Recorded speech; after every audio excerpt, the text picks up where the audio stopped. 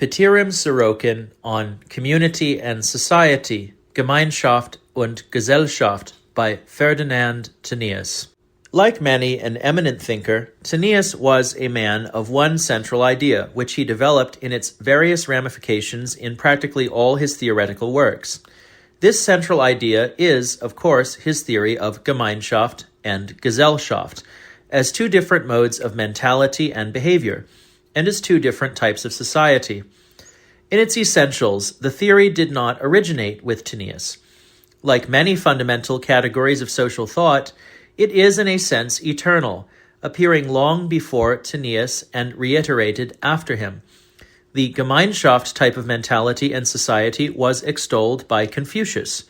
Confucius's theory of the 5 fundamental social relationships of father and son, elder brother and younger, husband and wife, ruler and subject, friend and friend closely resembles nnies's main Gemeinschaft ties between mother and child, father and children, sister and brothers, friends, and rulers and subjects.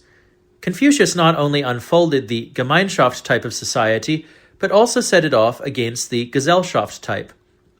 In his theory of the main stages of human society, he differentiated the Gesellschaft type by the term small tranquility, in contradistinction to that of the great similarity, or Gemeinschaft stage. Plato, in his Republic and Laws, likewise gave a full portrait of both types of society, as well as of human personality.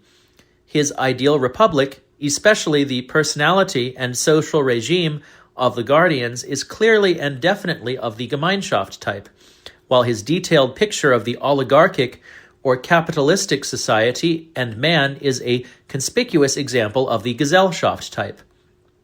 Aristotle, and after him Cicero, in their analyses of the true and false friendship, gave us in clear-cut form the classical outlines of the two types. The same types are found running through the works of the Church Fathers, especially those of St. Augustine.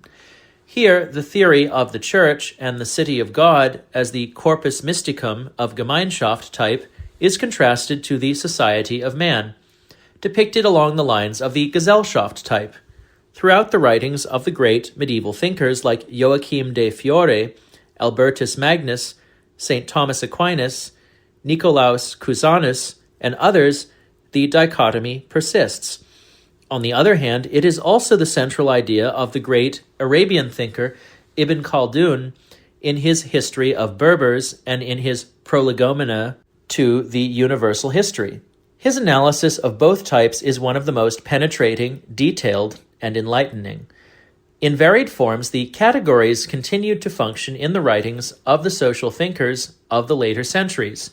In Germany particularly, as Gierke has clearly shown, the Gemeinschaft type was deeply rooted in the very soil of the Teutonic culture since its emergence on the historic scene. In the time immediately preceding the appearance of nnies's work, both types of society and personality were well depicted by many a German thinker, beginning with the leaders of the historical school, Savigny and Puschta, and ending with Hegel, whose family society and civic society are almost twins of nnies's Gemeinschaft and Gesellschaft.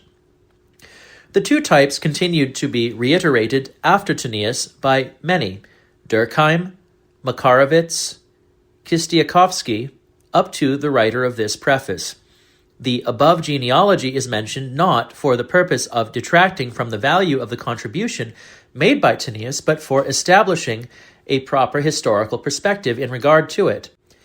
After all, among the fundamental categories and concepts of the social sciences, there is hardly one that was not mentioned, developed, and used by the social thinkers of antiquity and past centuries.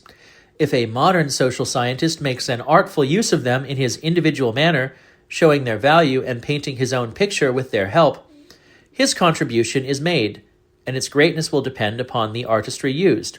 That is exactly what nnies did, giving us his variation on the eternal theme of the Gemeinschaft and Gesellschaft. We should accord nnies even greater acknowledgement in view of the fact that he published his work when the Gesellschaft type of society was at its climax, full of vigor and life, showing no signs of weakness and triumphantly driving out of existence the Gemeinschaft type. At that time, few thinkers could see its inherent and well-hidden weaknesses, and still fewer were able to go to their roots, as nnies did. No wonder that his book in its first edition produced little response, and even that was largely negative. Subsequent decades have shown, however, the validity of most of the conclusions of nnies. At the present time, most intelligent men probably know that the hidden weaknesses of the Gesellschaft type of society and man have grown to such an extent that the type is in the deepest crisis and is crumbling before our very eyes.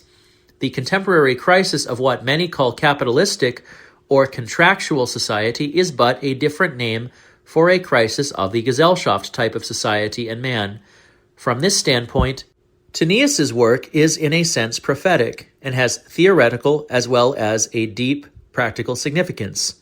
Pitirim a Sorokin, Harvard University.